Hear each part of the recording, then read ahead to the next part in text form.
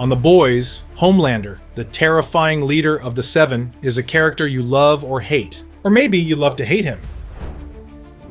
On the surface, he seems like the perfect hero. He is strong, patriotic, and flawless. But as the show digs deeper into his past, we find out that his origins are way darker than anyone could imagine. Was Homelander always this evil? Or was it the circumstances of his upbringing that made him into the monster he is today? Homelander wasn't born a villain. Homelander was genetically engineered by Vought as part of their secret experiments, aiming to create the perfect superhuman. Their first success with Compound V was Soldier Boy, who was marketed as the ultimate American hero. But over time, Vought decided they wanted someone even better.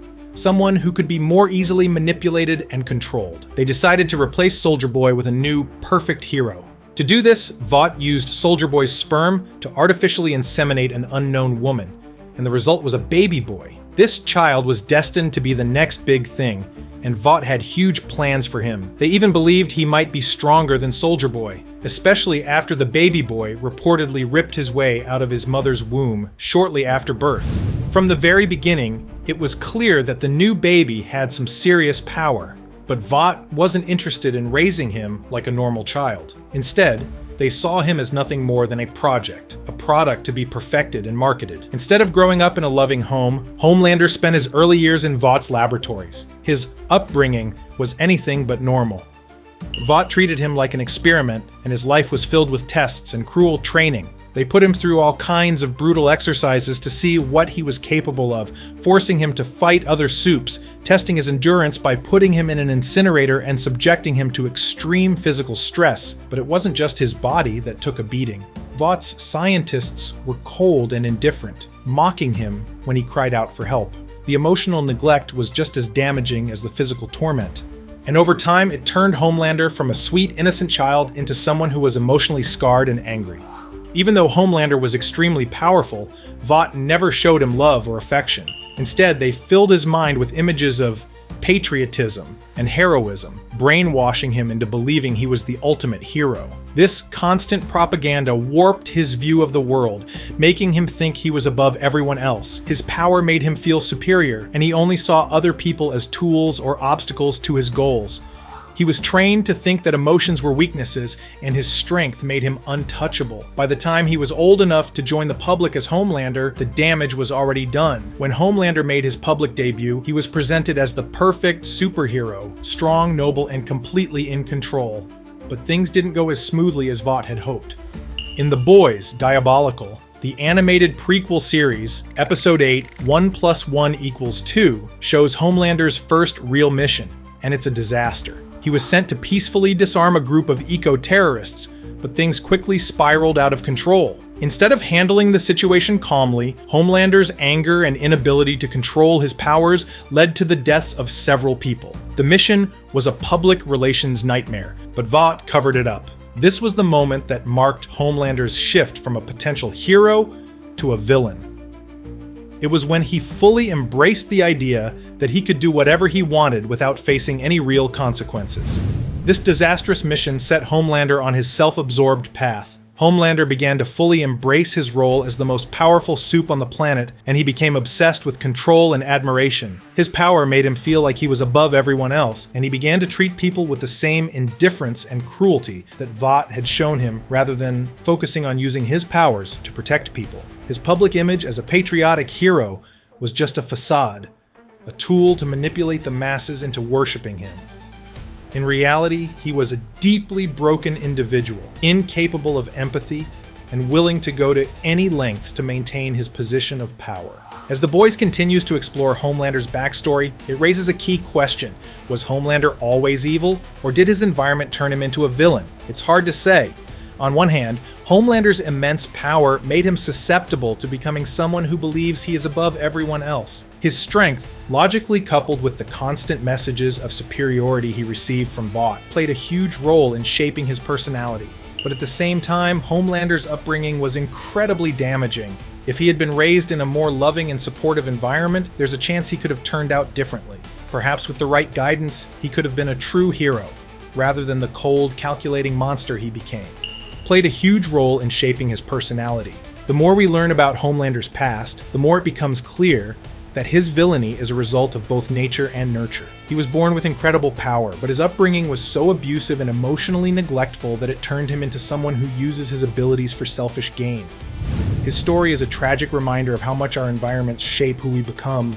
Without love and guidance, even someone with the potential to be great can be twisted into something terrible. Homelander can destroy just about anything in his path, and as the series progresses, we see just how dangerous and unhinged he becomes. With all these powers, it's no wonder he stays at the top of the superhero game.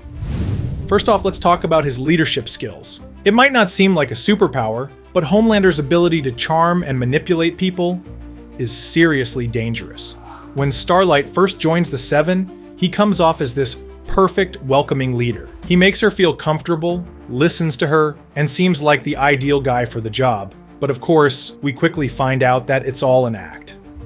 Homelander is the master of playing mind games, using his charisma and manipulation to control not just his team, but the public's perception of him. This ability to twist situations and always stay one step ahead of his enemies makes him more of a threat than any of his physical abilities could on their own. Homelander is also incredibly fast and has superhuman speed. He's fast enough to break the sound barrier and react to explosions in the blink of an eye. We've seen him fly through the air like a blur, and in a fight, he can dodge attacks and escape danger in seconds. His speed makes him incredibly unpredictable. For example, in one scene, he even saves Billy Butcher from a deadly explosion, just in time. Homelander's X-ray vision is another one of his powers that makes him a serious threat. With this ability, he can see through walls and other materials, which gives him an advantage in tracking down enemies or gathering information. For instance, when the invisible superhero Translucent goes missing, Homelander uses his X-ray vision to find his dead body. Speaking of senses, Homelander also has super hearing. This ability allows him to listen in on conversations from miles away, which makes him virtually impossible to keep secrets from. He can hear everything, from people's words to their heartbeat and blood pressure. This ability makes him incredibly dangerous because, unlike other heroes or villains who rely on physical confrontation, Homelander can always be one step ahead. He knows what people are planning and can react before anyone even has a chance to make a move. This power keeps his enemies on edge, knowing they can't hide anything from him. When it comes to raw strength, Homelander doesn't rely on it as much as other heroes might. Sure, he's incredibly strong, and when he does get into a physical fight, he can hold his own, but he usually prefers to use his other powers, like his heat vision or flying, to avoid hand-to-hand combat. Still, when he needs to, he can overpower just about anyone. That brings us to one of Homelander's most iconic and devastating powers, flight. Not only does this power allow him to take to the skies, making it easy for him to get to hard-to-reach places, but it also gives him the upper hand in combat. Homelander can fly at extremely fast speeds, which means he can swoop down and attack without giving his enemies any time to react. He's faster than most other superheroes, and his ability to zoom around the skies makes him nearly impossible to catch. He also uses his flight to escape danger and gain an advantage in pretty much any situation. Now let's get to what might be his most feared ability, heat vision. Homelander's laser-like heat vision is one of his primary weapons. He's not afraid to use this power to kill anyone who threatens him or his position. Whether he's blasting people like Madeline Stillwell or using it to intimidate others, his heat vision is a brutal and effective weapon. It's so powerful that even when Homelander's other abilities are countered, his heat vision remains an almost unbeatable advantage. And if all that wasn't enough, Homelander's durability makes him seem nearly invincible. His durability is a huge part of what makes him so dangerous. No matter what's thrown at him, he doesn't go down. It's like he's unkillable, and that makes it incredibly hard to even challenge him in a fight. From the beginning of The Boys, both the television series and the original comics, Billy Butcher has had a vendetta against Homelander. In the comics, it was because Homelander raped his wife, Rebecca Butcher, leading to her death in childbirth. In the television series, Butcher believes Homelander killed Becca, who was Homelander's assistant, but later the truth is revealed. Homelander raped and impregnated Becca, and Becca has been in hiding raising Ryan, their son. In The Boys comics, this backstory also takes a turn, connected to the major differences between Black Noir in the comics and in the television show. In the comics, Black Noir is actually a clone of Homelander, and Butcher discovers that Black Noir committed multiple crimes while disguised as Homelander, and was the one to actually assault Becca. The show went in a very different direction with Homelander, Becca, and Black Noir, making Homelander the true attacker and Black Noir a completely new character with a far more complex history. However, on the television series, Homelander's biggest secret may be something else. From the very beginning, we saw his duality. The perfect all-American hero on the outside, and a monster lurking beneath the surface. This good guy, bad guy split has been part of Homelander's charm. But Season 3 takes this internal conflict to a whole new level with a jaw-dropping mirror scene that completely rewrites our understanding of his past. We know that Homelander has always been this twisted, complex character. He might appear to be the shining hero in public, but behind closed doors, he's a complete monster. The big reveal comes in Season 3, Episode 6, Herogasm, where we get a more personal look at Homelander's mind. In this scene, Homelander stands in front of a mirror, but it's not just any mirror. It's the kind that shows two versions of him. One is the good side, the part of him that wants love, acceptance, and approval. The other is the bad side, the ruthless, manipulative monster that's driven him to do some unspeakable things. And these two halves of Homelander actually have a conversation with each other, with the bad side calling the shots. What makes this scene so chilling is that we've seen hints of this split in previous seasons, but it was always more abstract. We never really understood the depth of Homelander's inner struggle. He's been carrying around these two competing forces for a long time, and the mirror scene finally exposes just how deep the conflict runs. The idea that Homelander has a good side is a game changer. Up until now, we've only seen the ruthless, unfeeling version of him. He kills without hesitation, uses people as pawns, and is obsessed with his image. However, this mirror scene implies that there's more to him than just a power-hungry tyrant. The good side of him seems to be a reflection of a childlike version of Homelander, one who craves approval and affection. His good side even tries to talk sense to his darker half, implying that maybe he doesn't want to be this monster. But in the end, his bad side wins every time, pushing him further down the path of destruction. This inner conflict could mean that Homelander isn't beyond redemption, but it also suggests that he's been shaped by his past in ways we never expected. It's not just about power. It's about a deep-rooted need for love and validation. The big question after this reveal is, when did Homelander's dark side take control?